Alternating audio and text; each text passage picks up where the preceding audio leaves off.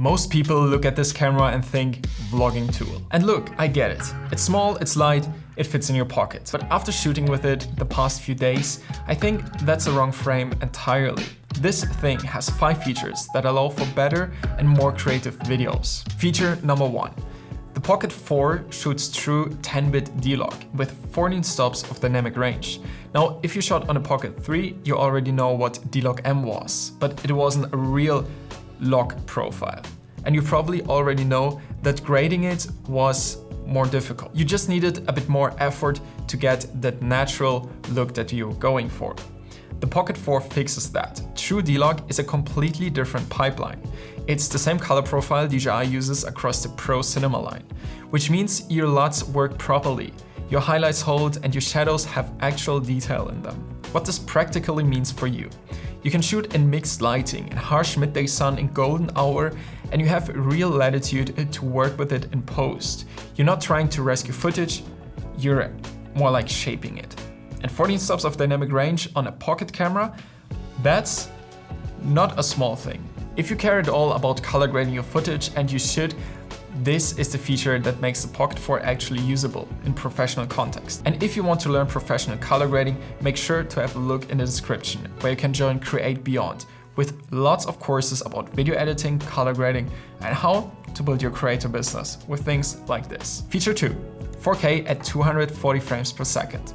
The Pocket 3 shot 4K at 120 frames, which was already great. The Pocket 4 doubles that, and on paper, doubling frame rate sounds like a spec sheet flex, but what it actually means creatively is worth understanding. At 240 FPS, you're capturing 10 times slow motion at standard 24 FPS playback. That's the kind of slow motion that completely transforms a shot. The thing about slow motion at this level is that it doesn't just slow down the movement, it reveals detail that your eye never actually catches in real time. And for cinematic B-roll, that's incredibly powerful. But keep in mind you need the right subject. Fast movement, texture, light interaction, that's where 240 FPS earns its place.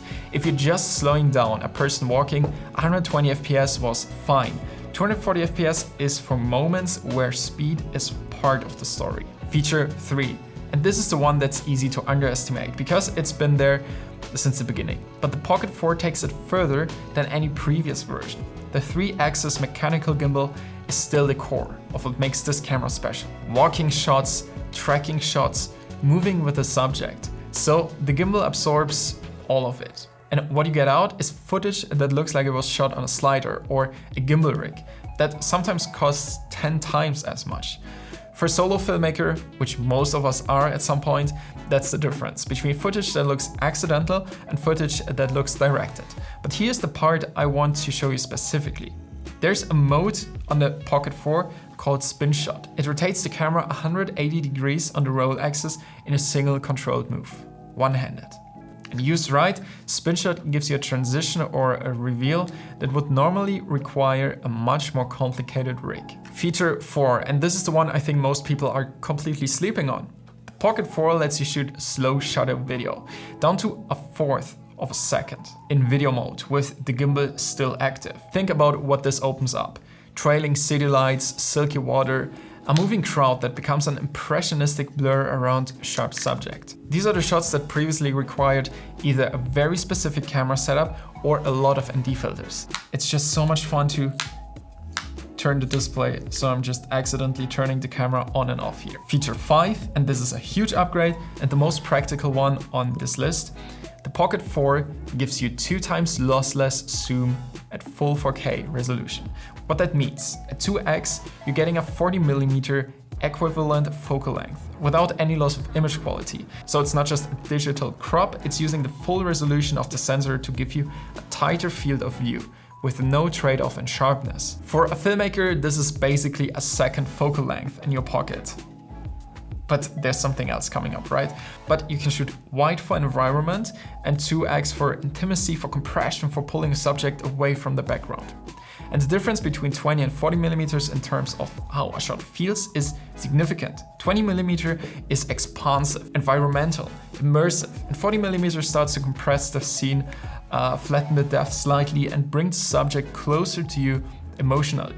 Being able to switch between those two looks on a single camera with one button press at full resolution, that's really useful. It's not optical zoom though, but maybe DJI is cooking up something else. But it's, as I said, it just works. 2x zoom with a full sensor used. So 5 features, D-Log, 24 FPS slow motion, etc. None of them individually is a reason to buy this camera, but together they build a picture of something that's genuinely more capable than most people give it credit for. It's not just a vlogging camera anymore that happens to have nice specs, it's a creative tool that happens to fit in your pocket. Is it going to replace your main camera?